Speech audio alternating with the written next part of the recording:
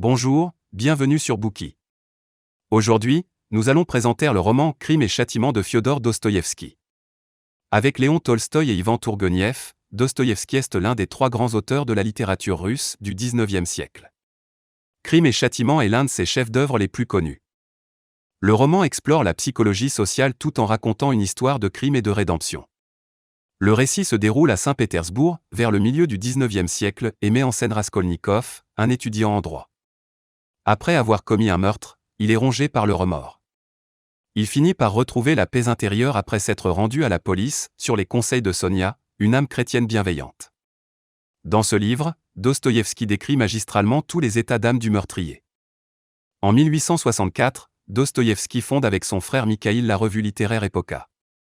Cette revue publie les œuvres de Fiodor mais aussi celles d'autres auteurs. Lorsque, la même année, sa femme et son frère meurent, Dostoïevski rencontre des difficultés financières et s'endette auprès de ses créanciers. Il est obligé de cesser de publier Epoka et d'accepter un contrat défavorable avec un éditeur. C'est ainsi que naît Crime et châtiment. Les textes de Dostoïevski sont introspectifs. Il disséquent la psyché humaine avec finesse, exactitude, exhaustivité et implacabilité. L'écrivain autrichien Franz Kafka a dit « Un livre doit être une hache qui brise la glace de la mer gelée qui est en nous ». Les œuvres de Dostoïevski sont des haches. Si Tolstoï nous a montré l'étendue de la littérature russe, Dostoïevski nous en a montré la profondeur.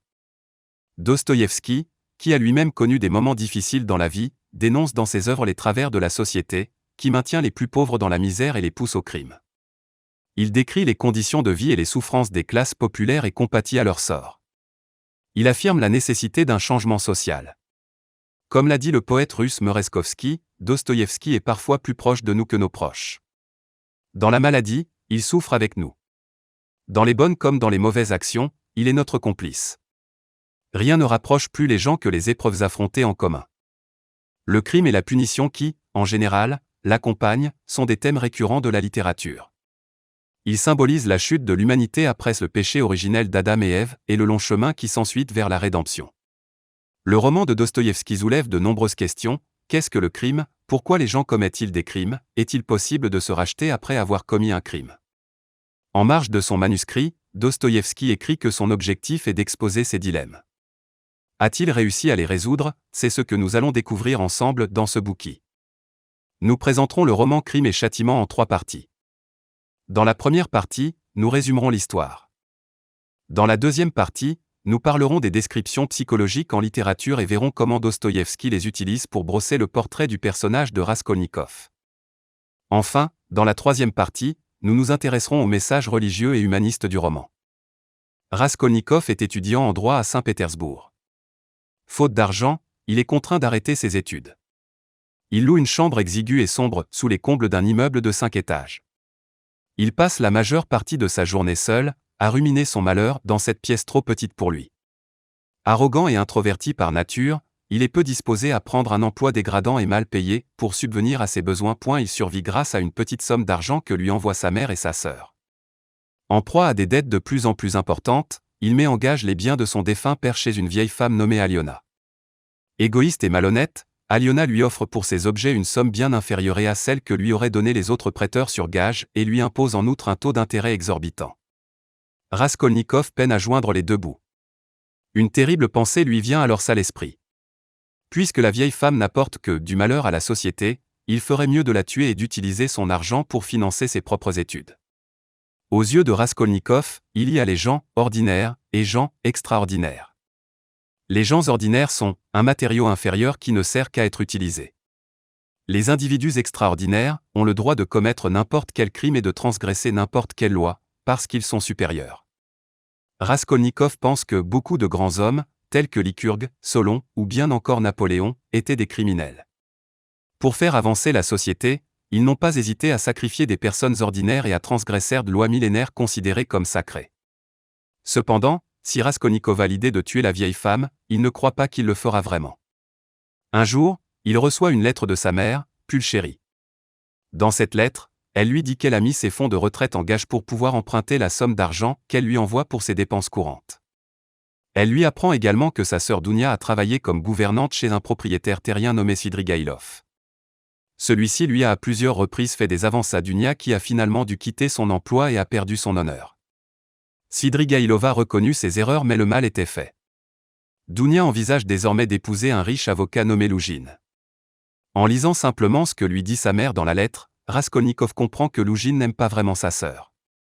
Comme celle-ci est intelligente, il sait qu'elle doit également en être consciente.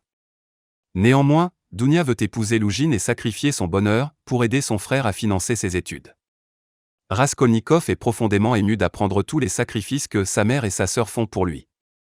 Une fois encore, l'idée d'assassiner Aliona lui vient à l'esprit. Il se souvient de ce que lui avait un jour dit un jeune homme à la taverne. Selon ce dernier, Aliona est si cruelle qu'elle abuse de sa sœur cadette qui la traite pourtant avec gentillesse et respect.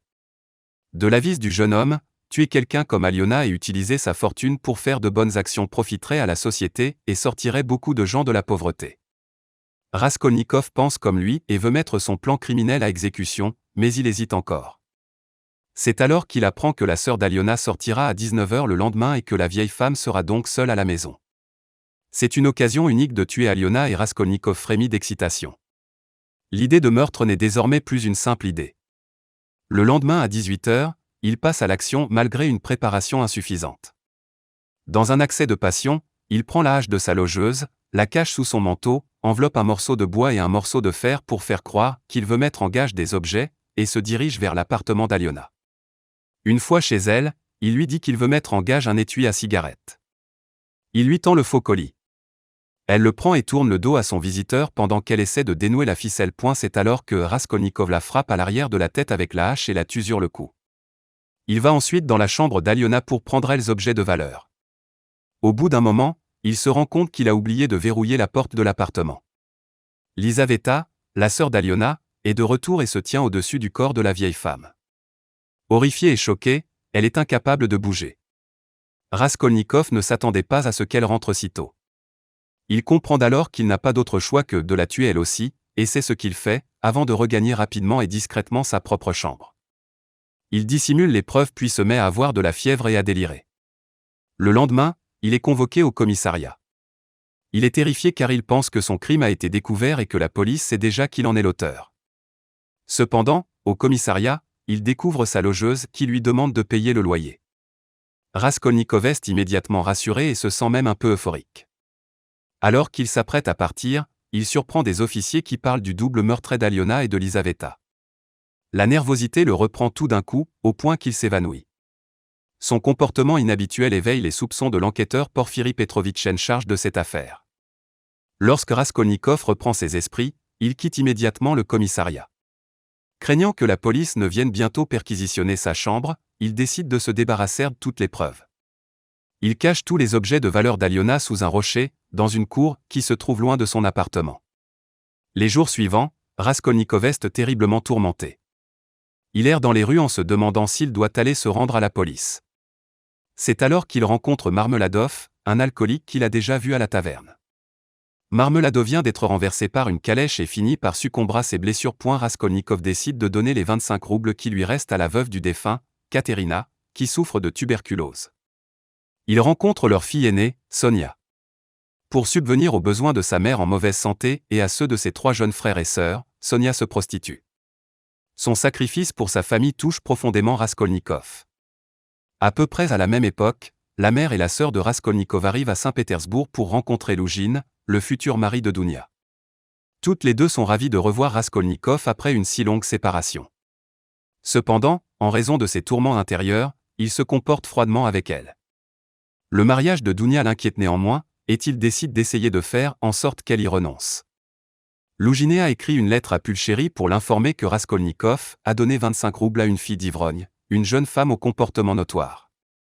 Cela a beaucoup inquiété la mère et la sœur de Raskolnikov qui abordent le sujet avec lui. Celui-ci devient furieux lorsqu'il apprend que Loujine a dit du mal de Sonia.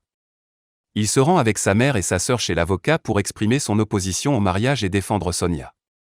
Il dit à Loujine, « À mon avis, vous ne valez pas, avec toutes vos vertus, le petit doigt de cette malheureuse fille. » Les deux femmes se rendent alors compte que Loujine n'aime pas vraiment Dunia et décident de rompre le mariage. Suite à cet événement, Loujine éprouve de la rancoeur envers Raskolnikov et cherche un moyen de se venger. Il sait que Raskolnikov est très proche Sonia. S'il peut prouver à Pulchéri et à Dounia que Sonia est bien une fille de mauvaise mœurs comme il le dit dans sa lettre, alors les deux femmes reviendront sur leur décision de rompre le mariage et prendront parti pour lui, contre Raskolnikov. Il accuse donc Sonia de lui avoir volé 100 roubles. Bien que l'accusation soit fausse, Sonia doit se justifier, ce qui lui fait beaucoup de mal. Raskolnikov va la voir chez elle.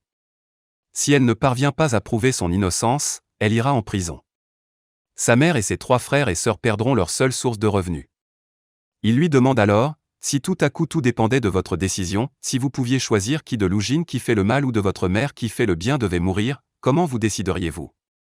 Sonia lui répond, mais je ne peux pas connaître la divine providence. Pourquoi me demandez-vous de répondre à quelque chose qui est impossible, à quoi bon poser une question aussi stupide? Comment la mort de quelqu'un pourrait-elle dépendre de ma décision? Qui m'a fait juge pour décider qui doit vivre et qui doit mourir? Malgré la méchanceté des autres et malgré sa propre souffrance, Sonia ne choisirait pas de prendre la vie d'autrui pour préserver celle de ceux qu'elle aime. Sa réponse est un choc total pour Raskolnikov. Il éprouve soudain des sentiments nouveaux et a une envie irrésistible d'avouer son crime à Sonia. Il la regarde et, retrouvant la paix intérieure, il se décide à dire la vérité. Il lui dit que c'est lui qui a tué Aliona et Elisaveta. Pendant un instant, la révélation de cet horrible crime semble arrêter le temps. Sonia le regarde dans les yeux. Il n'y a aucune réprobation sur son visage, seulement de la tristesse. C'est donc vrai, Raskolnikov a assassiné la vieille femme et sa sœur de sang-froid. À la grande surprise de Raskolnikov, Sonia ne prend pas peur après avoir appris la vérité. Elle ne le critique pas, elle ne fuit pas.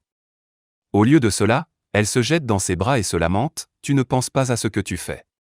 Il n'y a personne dans le monde entier maintenant qui soit aussi malheureux que toi. » Un élan de tendresse monte en Raskolnikov. La foi profonde de Sonia en l'humanité l'émeut. Des larmes roulent sur ses joues. Elle le presse de lui dire le mobile de son crime, ce qui l'oblige à réfléchir à sa motivation. Il réalise finalement qu'il n'a pas commis son crime dans l'intérêt de la société mais uniquement dans son propre intérêt. Merci d'avoir écouté. Vérifiez le lien ci-dessous pour déverrouiller le contenu complet.